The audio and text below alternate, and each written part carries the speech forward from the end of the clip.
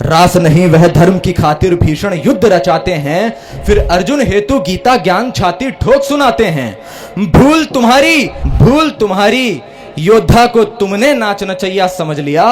गीता वक्ता भगवान कृष्ण ने अर्जुन को तैयार किया, जितने बचे अधर्मी सबका चुन चुन कर संहार किया।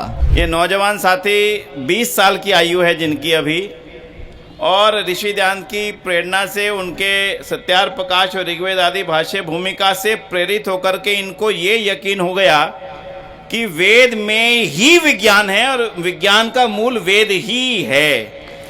लेकिन ये यकीन तब तक काम नहीं आता जब तक वो सिद्ध ना हो जाए।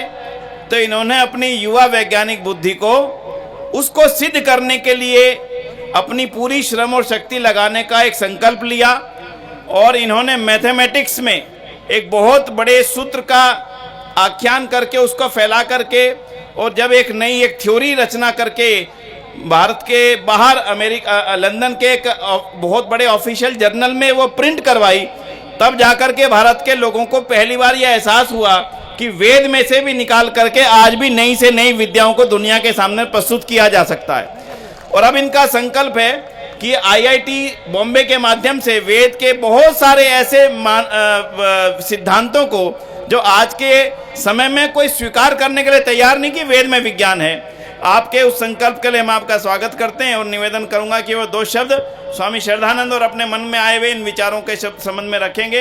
भाई मोहित गौड़ जी युवा साथी, आज जितने भी मंच पे आएंगे सब युवा होंगे, तो इसलिए एक बार तालियों द्वारा इनका अभिनंदन। इनके पिताजी भी यहाँ पर उपस्थित हैं, उनका भी हार्दिक स्वागत है। और इनको प्रेरणा देने वाले भाई कृतेश पटेल जी भी यहाँ पर अहमदाबाद से उपस्थित हैं। मैं चाहूँगा एक बार वो भी मंच पर आ जाएं, और उनके पिताजी भी। आइए मोहित गौड़ जी, नमस्ते। ओम। इस प्रांगण में उपस्थित सभी धर्म प्रेमी सज्जनों से तथा आर्य गणों से सबसे पहले मेरा वैदिक अभिवादन नमस्ते, तथा श्री विनय आर्य जी और सम्मानित मंच का भी बहुत बहुत धन्यवाद जो मुझे आज इस अमूल्य मंच पर 2 शब्द बोलने का अवसर प्राप्त हुआ।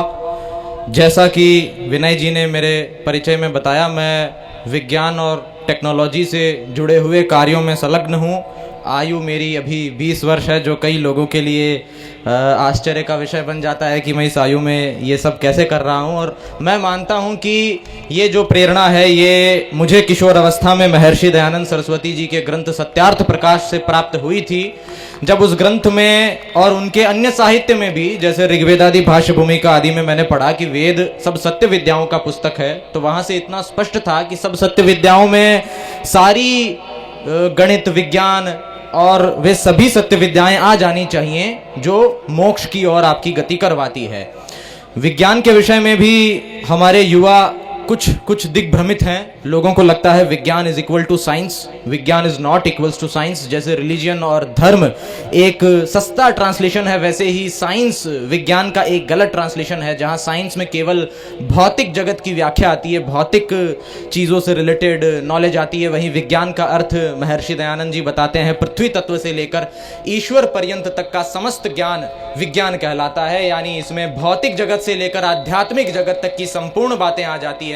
इसलिए विज्ञान एक केवल टेक्स्ट बुक का विषय नहीं है, बल्कि ये मुक्ति, मोक्ष और आध्यात्म तक जाने वाला विषय है। और इस पर आगे हम शोध कर रहे हैं और चाहेंगे कि वेद का सूर्य अपने प्रकाश को चारों ओर आच्छादित करे और युवाओं में एक क्रांति के रूप में वैदिक ज्ञान या वैदिक विज्ञान जो है वो फैले। हालांकि मेरा विषय वेद, विज्ञान आदि ये अधिक प्रचलित है, लेकिन फिर भी मेरे कुछ विचार मैं स्वामी श्रद्धानंद जी से जोड़कर श्री कृष्ण तक ले जाना चाहूँगा। स्वामी श्रद्धानंद जी के विषय में कुछ बहुत अधिक बोलने की आवश्यकता नहीं है, यहाँ जितने लोग मौजूद हैं वे सभी जानते हैं। इसलिए फॉर्मेलिटी से दूर जाकर मैं स्वामी श्रद्धानंद जी और महर्षि दयानंद सरस्वती जी के रणनीति और कूटनीति के विषय में कुछ पंक्तियाँ प्रस्तुत करना चाहूँगा। स्वामी श्रद्धानंद जी के जीवन में हमें कई ऐसे वाक्य मिलते हैं जिसे देखकर आम लोग ये समझते हैं या ये सोचने का प्रयास करते हैं कि उन्होंने ये कार्य किस मानसिकता में किया, या उन्होंने अपने यज्ञशाला में अजान या नमाज पढ़ने की अनुमति क्यों दी, या कई ऐसी बातें जो आम लोगों को समझ नहीं आती और वो रणनीति और राजनीति जैसी लगती है। लेकिन जब हम गहनता से स्वामी श्रद्धानंद या महर्षि दयानंद सरस्वती जी के ग्रंथों को पढ़ते हैं, उनकी सोच को देखते हैं, तो हमें कहीं ना कहीं उसमें श्री कृष्णचंद्र महाराज जी की छवि दिखाई देती है, उनके ज्ञान का एक शतांश दिखाई देता है। और मुझे लगता है कि आज ज्ञान विज्ञान के साथ यदि राजनीतिक स्तर पर हमें वेद की इस आज्ञा को साकार करना है, इंद्रम वर्धन्तो अप्तुरः कृण्वन्तो विश्वमार्यम, तो हमें श्री कृष्ण के रणनीतिक, राजनीतिक और कूटनीतिज्ञ वाले स्वरूप को लोगों के बीच उजागर करना होगा। आज हमने जितने भी वर्ष पूरे किए हैं आर्य समाज में या और अन्य जितने हिंदू संगठन संघर्ष कर रहे हैं अपने अस्तित्व को बचाने के लिए, तो वे एक बहुत ही शुभकामना का विषय है, बहुत ही साधुवाद का विषय है। मुझे लगता है कि श्री कृष्ण के आर्य समाज के जो सिद्धांत हैं, जो श्री कृष्ण पर उनका शोध रहा, उसके आधार पर मैंने एक काव्य रचना की है जिसे मैं यहां प्रस्तुत करना चाहूंगा, जो मुझे लगता है कि भविष्य में संपूर्ण युवाओं के लिए, पूरे भारत के आर्य राजनीतिज्ञों के लिए, कूटनीतिज्ञों के लिए, स्ट्रेटेजिस्ट के लिए और पॉलिटिशियंस के लिए एक बहुत बड़ा मार्ग प्रशस्त कर सकती है, जिसे मैं इस मंच से प्रस्तुत करना चाहूंगा। रास नहीं वह धर्म की खातिर भीषण युद्ध रचाते हैं, रास नहीं वह धर्म की खातिर भीषण युद्ध रचाते हैं, फिर अर्जुन हेतु गीता ज्ञान छाती ठोक सुनाते हैं। रास नहीं वह धर्म की खातिर भीषण युद्ध रचाते हैं, फिर अर्जुन हेतु गीता ज्ञान छाती ठोक सुनाते हैं। भूल तुम्हारी योद्धा को तुमने नाच नचैया समझ लिया, गीता वक्ता भगवान कृष्ण ने अर्जुन को तैयार किया, जितने बचे अधर्मी सबका चुन चुन कर संहार किया। रास नहीं वह धर्म की खातिर भीषण युद्ध रचाते हैं, फिर अर्जुन हेतु गीता ज्ञान छाती ठोक सुनाते हैं। भूल तुम्हारी ज्ञाता को तुमने नाच नचैया समझ लिया, गीता वक्ता भगवान कृष्ण जिन्हें अर्जुन को तैयार किया, जितने बचे अधर्मी सबका चुन चुन कर संहार किया। यत्र विश्व युद्ध और कृष्ण है निशस्त्र, यत्र विश्व युद्ध और कृष्ण है निशस्त्र, फिर भी हो अभय अटल कर रहे उपदेश सत्र। यत्र विश्व युद्ध और कृष्ण है निशस्त्र, यत्र विश्व युद्ध और कृष्ण है निशस्त्र, फिर भी हो अभय अटल कर रहे उपदेश सत्र। जब युद्ध चित्र था विचित्र पर प्रखर थे वो सर्वत्र, जब युद्ध चित्र था विचित्र पर प्रखर थे वो सर्वत्र, शिशुपाल के भी समक्ष निष्कलंक निज चरित्र, षड्भेद राजनीति से जो कर चुके थे भू पवित्र, ऐसे ही तो सिद्ध थे प्रबुद्ध थे वो युग के मित्र, ऐसे ही तो सिद्ध थे प्रबुद्ध थे वो युग के मित्र। गोपेश्वरिया योगेश्वरीय निर्णय अब तुम्हारा है, गोपेश्वरिया योगेश्वरीय निर्णय अब तुम्हारा है, व्यास कथन के सिवा न कोई मत मंतव्य हमारा है, व्यास कथन के सिवा न कोई मत मंतव्य हमारा है। बोलिए भारत माता की। हमारे घर में सत्यार प्रकाश सबके है, मुझे नहीं पता कितनों ने पढ़ी। इनके घर में सत्यार प्रकाश नहीं थी, मिल गई कहीं से। कितनी उम्र में? 16 साल की उम्र में। और अब कितनी उम्र है? 20। 4 वर्षों का ये परिवर्तन है, छोटा नहीं है।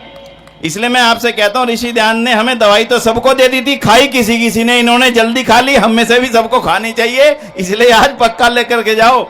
स्वामी श्रद्धानंद जिस जनसभा में गए थे बरेली में, उसमें क्या अकेले श्रद्धानंद थे? और भी बहुत सारे लोग बैठे थे, पर दवाई खाने का सौभाग्य स्वामी मुंशी राम को मिल गया और खा करके बन गए श्रद्धानंद। तो इस नौजवान साथी से हमें आने वाले समय में बहुत बड़ी अपेक्षाएं हैं। इसने एक संकल्प लिया है। आर्य लोग बाहर से आए थे, ये थ्योरी बिल्कुल गलत है, लेकिन आज की कोई एकेडमिक एजेंसी इसको स्वीकार करने के लिए तैयार नहीं, क्योंकि अभी इसके ऊपर वैसा शोध नहीं हुआ जिस तरह से एकेडमिक शोध होना चाहिए। और मैं IIT बॉम्बे के माध्यम से वो शोध करूंगा और दुनिया को ये सिद्ध होगा ही होगा। दुनिया को मानना पड़ेगा कि आर्यों का यही भारत मूल देश था। ये जो संकल्प है, मैं समझता हूं बहुत बड़ा संकल्प है। इसको अपना आशीर्वाद दें आप सभी, और ये आगे बढ़ करके बहुत बड़ा आर्य समाज के विज्ञान के क्षेत्र में काम करेंगे। इन्हीं शब्दों के साथ भाई मोहित गौड़ जी का बहुत बहुत आभार, बहुत बहुत धन्यवाद, बहुत बहुत आशीर्वाद।